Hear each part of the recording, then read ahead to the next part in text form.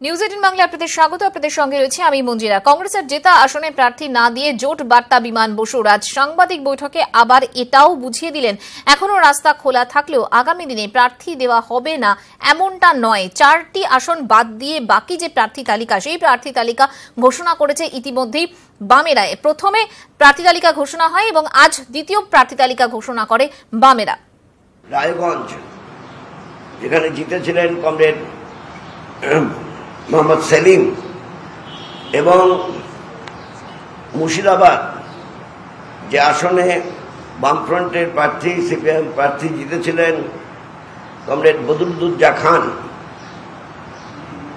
সেই দুটো আসনেও প্রার্থী দেওয়া হয়েছে। এতৎসত্ত্বেও বাংলার মানুষের কাছে আমরা যে বার্তা দিতে চেয়েছিলাম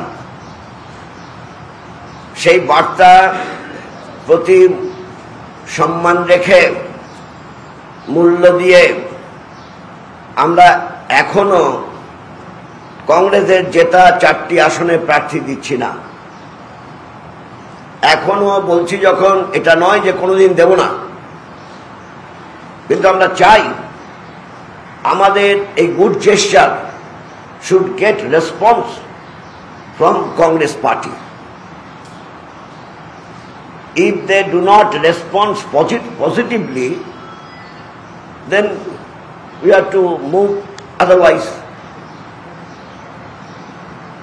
তাই আমি আপনাদের কাছে এখন তালিকাটা বলছি। টেলিফোনে রয়েছেন আমাদের প্রতিনিধি উজ্জ্বল রায়। উজ্জ্বল, আজ যে প্রার্থী তালিকা ঘোষণা হলো তাতে কংগ্রেসের জন্য 4টি আসন ছেড়ে রাখা হয়েছে এবং বিমান বসু পরিষ্কার পজিটিভ রেসপন্সের কথা বলছেন কংগ্রেসের তরফ থেকে, কিন্তু এখনো যদিও কংগ্রেসের তরফ থেকে সে ধরনের কোনো বার্তা পাওয়া যায়নি। ভবিষ্যতে তাহলে কি করবেন? নিজেদের রাস্তা কি খানিকটা খোলা রাখলেন, আলোচনার জায়গা বা জোটের জায়গা?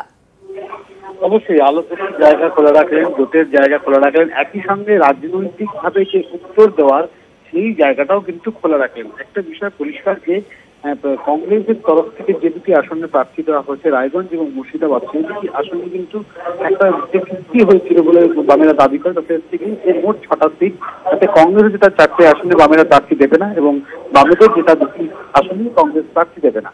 সেক্ষেত্রে কংগ্রেস প্রার্থী দিয়ে দিয়েছে এবং সেক্ষেত্রে কিন্তু জোট ভাঙার দায়টা কংগ্রেসের উপর চাপাতে চাইছে বামেরা।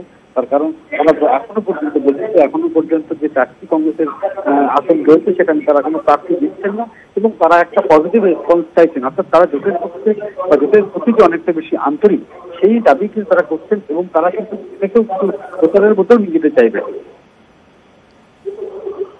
ধন্যবাদ উজ্জ্বল। কথা বলছিলাম প্রতিনিধি উজ্জ্বল রায়ের সঙ্গে। কংগ্রেসের জেতা আসনে প্রার্থী না দিয়েই জোট বার্তা বিমান বসুর আজ সাংবাদিক বৈঠকে আবারও এটা বুঝিয়ে দিলেন এখনো রাস্তা খোলা থাকলেও আগামী দিনে প্রার্থী দেওয়া হবে না এমনটাও নয়।